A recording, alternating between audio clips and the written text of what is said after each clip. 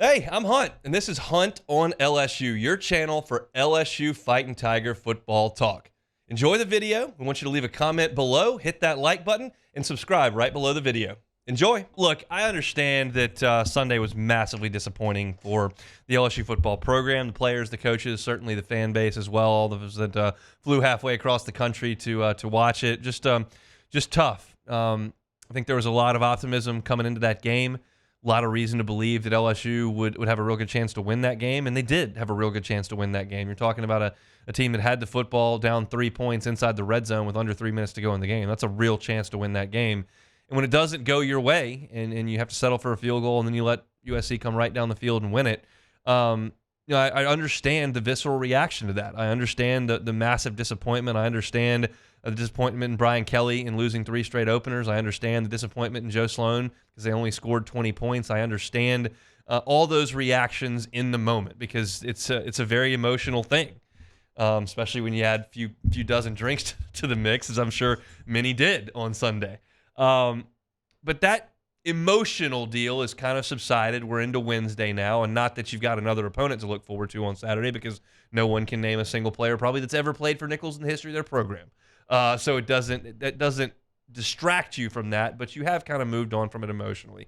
And I've got a take here. I don't know how hot it is, and I feel like there's a sizable portion of the listenership that's not going to agree, but I do have a take. I think LSU's got a pretty good team. I still do. I realize we live in a zero-sum game here. You either win the game or you lose the game, and that's it. But I watched an LSU defense that was improved on Sunday. They were contesting balls in the secondary. Savion Jones played better in that game than he has played at any point in his LSU career.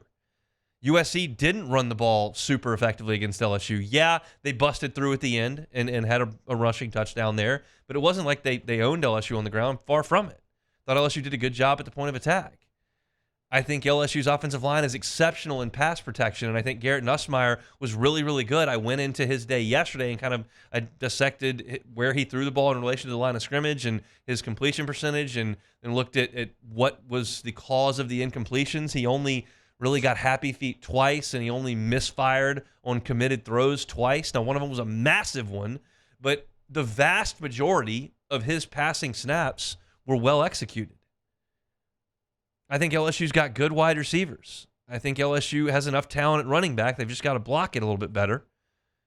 But I look at this LSU team, and there is not one game on this schedule, not one, that I look at and go, that's big, big trouble. Like, I think Ole Miss is better than LSU. I think that's a bad matchup for LSU in Tiger Stadium. Do I think they can beat Ole Miss? Yeah. I think Bama's good. Milrow's a problem. But I think LSU's going to be better in November than they are right now. Brian Kelly's teams have been that for 2 straight years. Oklahoma looks good. We'll talk about power rankings coming up, and that was a nice opening win for them, but it was against nobody, so how much do you really know? A&M, I thought that'd be a really tough game in Kyle Field, and it still will be probably, but they looked bad on Saturday. I think LSU's got a good team. I don't think LSU's going to win the national championship. I don't think LSU's going to win the SEC. And right now, it's difficult to forecast LSU making the playoffs. I readily admit all that, and I understand that people expect that, especially in year 3, and that is a good thing. I want you to expect that. So because of all that, the loss on Sunday is bitterly disappointing. But it's not like they went out there and Nussmeier threw 4 picks and they don't have a backup quarterback and they still can't cover anybody and the run defense was awful again. And it's not like everything went wrong. A lot went right on Saturday. And so I understand in this sport especially when wins and losses are so vital in every single game. It's not quite like that in baseball or basketball, but it is in football, and I talk about that all the time. The reaction tends to be, okay, we won. Hell yeah, we're going to win everything. Okay, we lost. We suck. Fire this coach. What's the buyout? I got 2 of those texts on Sunday. But I'm going to allow myself to back up and go, okay, they lost. That's massively disappointing, and it is a huge deal for this football season. No question about that. But if I remove myself from that and I go, okay, what do I actually think about the way that they played? I thought they played pretty good. I can tell you, I thought they played pretty good and they lost. Those 2 things can happen. They're not mutually exclusive. And I look at this, as we talked about on Monday, and I think I mentioned yesterday as well, and I certainly, when we were talking about John Emery and maybe getting Caden Durham involved a little bit, understand that the next month of LSU's schedule is get right time. Don't stub your toe against a bad South Carolina team. Don't stub your toe at home against a bad UCLA team. You've got 2 non-conference games against lower-level teams in Nicholls and South Alabama, and then you've got to bye. If you can figure some things out over the next month and clean some things up, all of a sudden, that Ole Miss game takes on an entirely different feel than what we're feeling right now.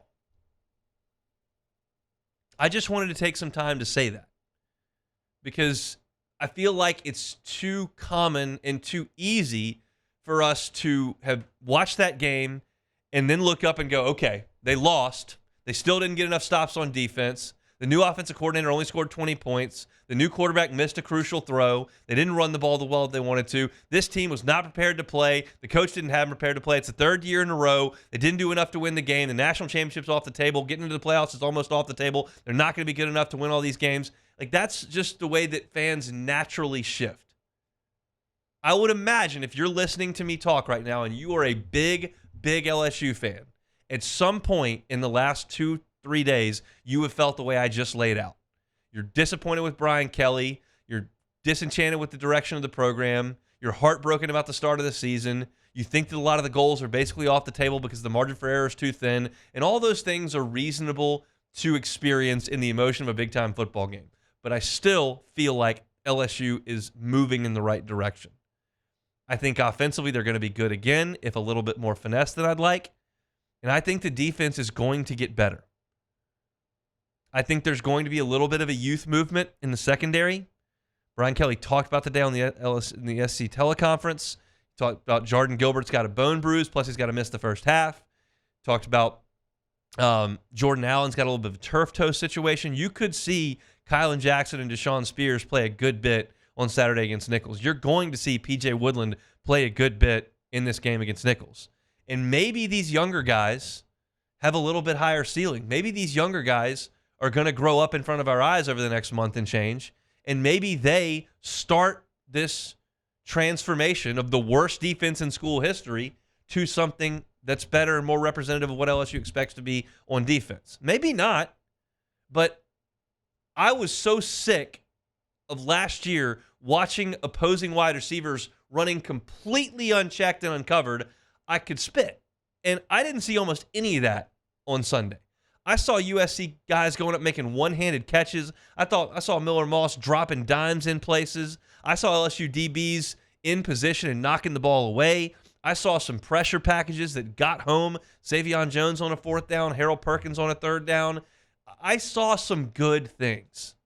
And they're not going to go put the win on the board on Sunday. But I can still recognize them. So we'll go out there on Saturday and watch LSU win by 65, and that's not going to matter to anybody. And then you go open SEC play. And I do feel like things start to feel a little bit differently if they beat Nicholls, when they beat Nicholls, and then you go to Columbia, South Carolina, and you hold them to 17 points because Lenora Sellers is not very good, and you beat them 38-17, you start to maybe create a little bit of positive momentum. I'm just allowing for the opportunity. If you think that I'm just a blind homer, which it's funny because I got called a massive pessimist on the internet a few times last week talking about LSU. Think I'm a blind homer now? Well, that's fine. I'm just calling it like I see it. I saw a secondary early in camp that I didn't like. I saw a secondary on Sunday that I thought was getting better. And some of those young players are going to play more, and I think they're going to improve. Sucks to lose the opener. I wish they would have beat some FCS team by 60 on Saturday with everybody else. But here's the situation that you got, so let's see if it gets a little bit better. Hey, thanks for watching Hunt on LSU. Before you get out of here, do us a couple of favors. Hit that like button, leave your comments below, and subscribe to the channel for all your Fighting Tiger football talk. See you next time.